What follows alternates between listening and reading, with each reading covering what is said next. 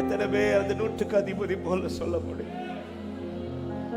எனக்காக ஒரு வார்த்தை, எனக்காக ஒரு வார்த்தை. நம்பி வந்திருக்கிற ஆண்டவரே, எனக்காக, என் குடும்பத்திற்காக நீ சொல்லி அனுப்பு.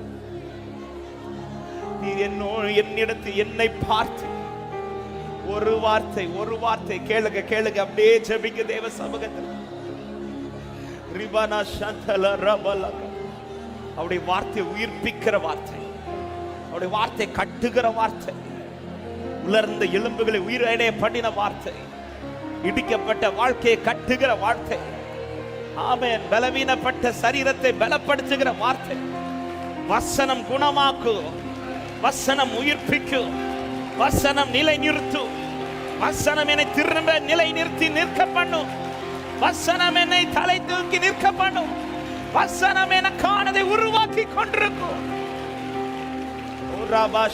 வசனம் என்னை திருத்தும், வசனம் என்னை குணமாக்கும், வசனம் என் பாவத்தை அவிழ்க்கும், வசனம் என் சாபத்தை உடைக்கும்.